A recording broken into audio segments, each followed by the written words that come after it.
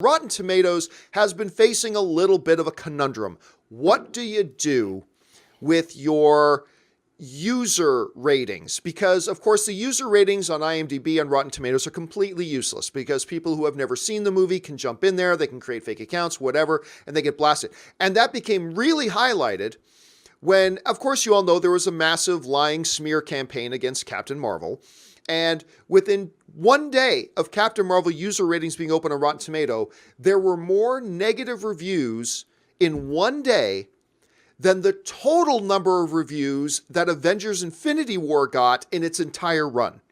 So clearly the system was being gamed. So Rotten Tomatoes recognized this, they pulled it down, all this kind of stuff. Now Rotten Tomatoes is saying that they're trying to find a way now to update their system in such a way that you can have user reviews and make it somewhat more reliable.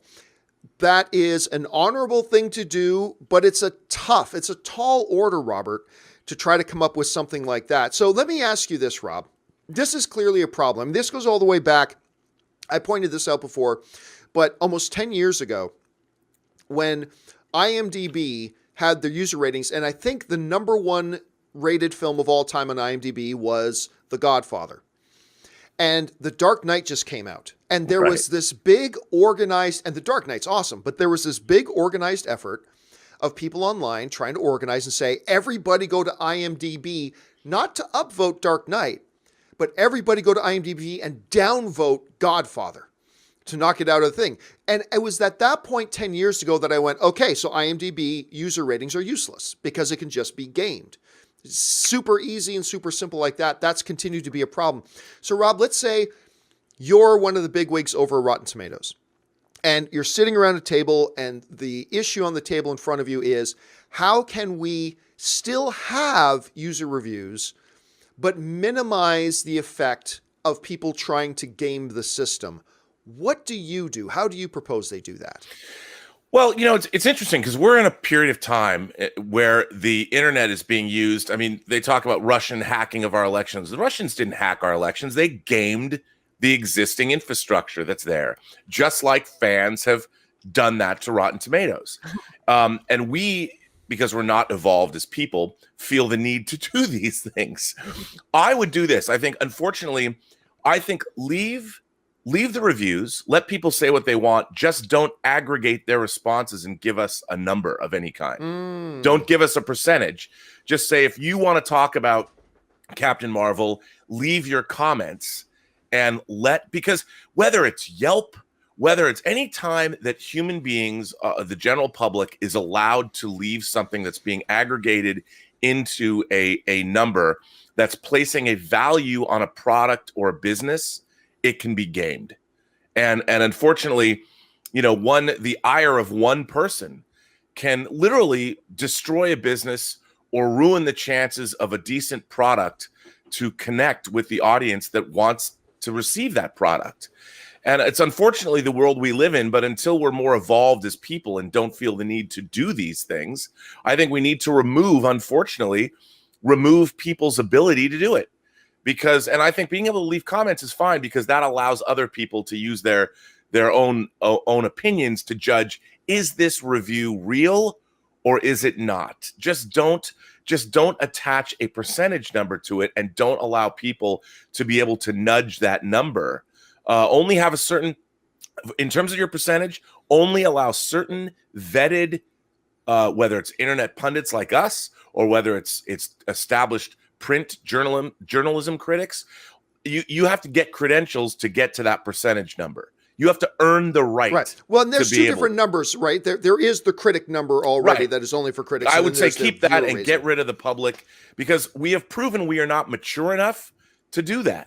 Unfortunately, I think this is a problem of the modern age. Our public digital space is not being treated with the civility that we would expect to be treated in the physical public space. And it's unfortunately a problem. I gotta tell you what, I like your idea a lot. Continue to allow the written user reviews, Yeah. but don't show an aggregated score. So it can't. And then if somebody can't influence an aggregated score, a troll's not going to go in there and try to do anything because trolls are historically lazy. Right. I love that idea. I love that idea. Let me propose a little bit more of a radical idea, which would be much more difficult. Yours is the much easier one to implement than mine. But honestly, I only see one of two options here. Although now with yours, I see a third option. But one of two options is this. Number one, you can't fix it. You can't fix it. Right. Just do away with it.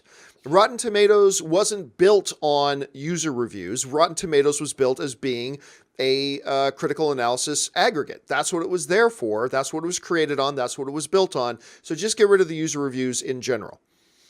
However, I do like the idea of user reviews. Me too. So here's what I would propose, although it would be a pain in the ass. It would on several levels, and I'll go into how and why in a second. But here's what I propose, and this came up on an open mic I did this weekend. And here's what I propose. Pull a little bit of a cinemia where, okay, you're just an average viewer and you'd like to submit your thoughts on a movie you just saw. Great. First thing you need to do is you need to upload a photo. Cinemia has been doing this recently, and we can debate the merits of what Cinemia has been doing, but Okay. upload a photo of you holding your ID, showing that this is you. No more of these anonymous brave keyboard warriors. Like, this is me. So hold up a picture of you, not for public viewing, but just for Rotten Tomatoes viewing. So you hold up on the one hand a picture of you beside your face, and up on the other hand, holding up your ticket stub. Whether it's a physical ticket or your phone with your ticket code on it or whatever. Once you do that, you can then submit a review. You say, it's actually you, and you actually saw the movie. Now, that's not perfect because you can still game the system a little bit there because you could, if you're good at Photoshop, you can just Photoshop in a fake Sure. ID, you can Photoshop into that, but historically trolls are lazy. So it would reduce that number a great deal. Now, here's the problem with it. Number one, it is a big thing of effort to upload that picture. Secondly, it's effort on Rotten Tomatoes' part because you've got to manually have somebody say, okay, confirm that this person is their ticket. Yep, confirm. This person's there. Yep, confirm. You actually have to manually have somebody that's going through and confirming all these things. And maybe you could set up a system where once somebody has uploaded a confirmed picture once, their account never has to do it again. So you can just upload a review now from now on or something like that. But I don't know. Again, that doesn't even make it perfect because you can still game that system, but trolls are lazy. It will reduce the amount done a little bit. And but is it even worth it going to that kind of an extent? I just listening to you talk, I just came up with another idea. Hit me. Charge a fee. Ooh. Look, everybody wants their voice to be heard on the internet. Because and trolls are also cheap. Trolls are cheap. One of the great joys, I mean, you and I, our channels get supported by people sending us in things like super chats, which is incredibly appreciated. It supports our channel, and it assures that someone's voice and their names are heard on the internet. Right. And I think a lot of the appeal of leaving a review behind at these websites is to do just that. Let your voice be heard. That's what's important. If they charged a fee, and I would make it a stiff fee, make it $50 a year. Oh, I thought you were going to say $50 something per review. No. What? It's like $50 a year, and then have other viewers rate, because Rotten Tomatoes, it's a site owned by another company. They're paying the money to put it up. We're just using it for free. And if you're going to go vandalize someone else's property, which is what it is, if you're going to game someone else's, then if they charge for the opportunity, people have to be vetted, and then you allow other users to upvote or downvote your comments, then it's self-policing. You have to pay, and then you let other people do it. And then the people that have the lowest ratings get reviewed every month or something. I don't know. But if people were paying for the privilege to leave behind their voice and their opinion, maybe people would think twice before trying to spend their valuable time gaming a movie review or aggregation site. Isn't All there right. better things to do in the world? So there you have it, guys. So Rob and I, in just about 30 seconds, we've come up. There's 3 options for you guys. One, just allow people to continue to leave written reviews, just no aggregate score.